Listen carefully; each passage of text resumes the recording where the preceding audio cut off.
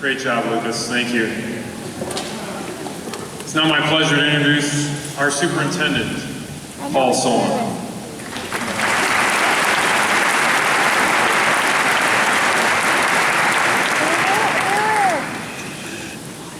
Thanks, Rick.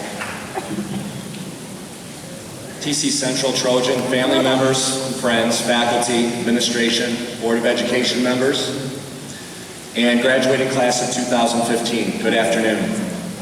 What a day. Congratulations, graduates. Graduating from high school is a major accomplishment and is one of the special moments that happen in your life. It's a time to celebrate, reflect, and to look forward. First, some reflections. And it occurs to me following both Lisa and Lucas, I'm going to say some of the same things that were in their speeches and coordinate our messages. But you've heard from them and others over the last couple weeks of exceptional highlights that have occurred during your time at Central. You should be proud of all of them. Here are some other things you might remember someday as you reflect on your high school years. You've had to help your parents with every aspect of technology since you were 5 years old.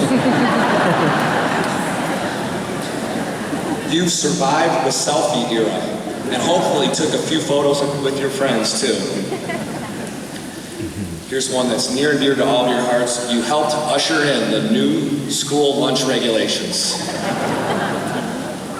And finally, your graduating class has set the unofficial record for most snow days with a total of 34 and a half during your high school career alone.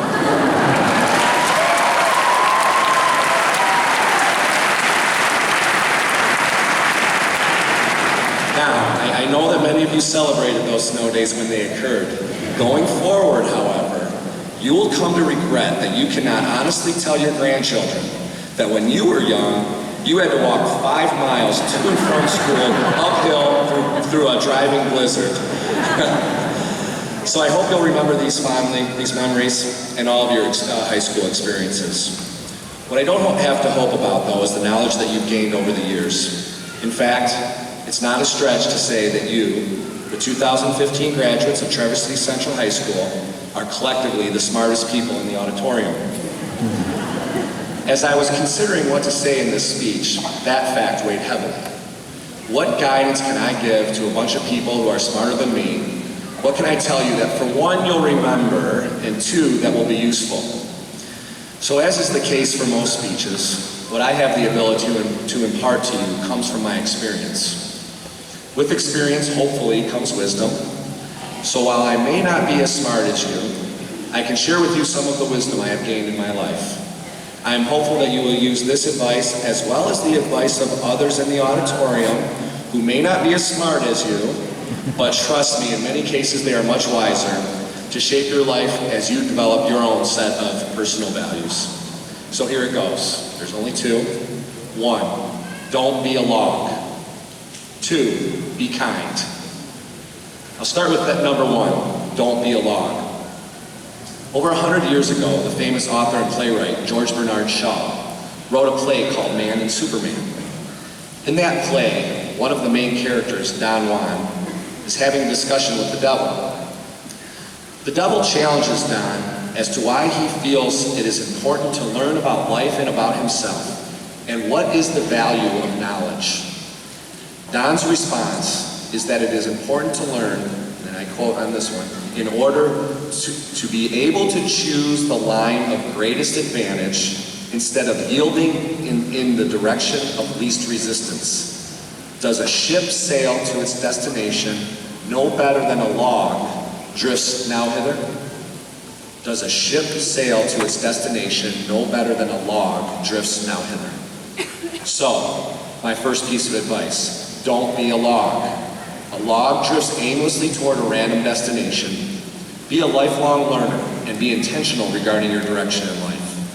Thirst for knowledge and improvement in everything you do. Steer the ship. Don't let life lead you to your destination. Rather, you take the reins and you lead life to your destination.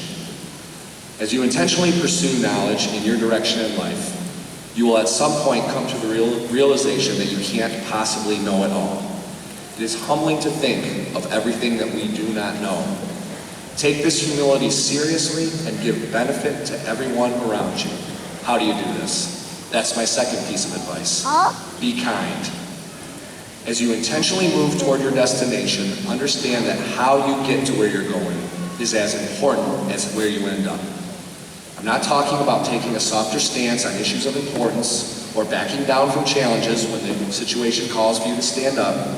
I am talking about how you take such a stance and how you stand up to challenges.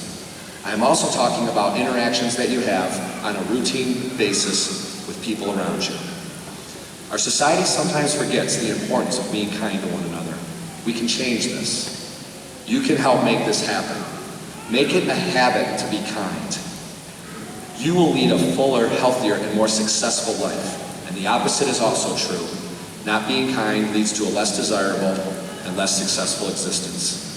And I know this sounds simple, but the fact remains that when you get to the end of your journey here on earth, people will remember you for how you made them feel and how you interacted with them. Stop and think for a moment about people, important people in your life and how they made you feel. Whether it was a teacher, a grandparent, a neighbor, or a coach like Lisa Taylor. Isn't it true that their lasting impact is ultimately how they made you feel? Time and again, when I study what famous writers and philosophers say on this matter, it comes down to this. After all is said and done, there is little more important than being kind. Here are some examples of what some of those writers and philosophers have said, all the way back to the famous philosopher Plato. Be kind, for everyone you meet is fighting a harder battle. 19th century writer Henry James. There are three things in human life are important. The first is to be kind.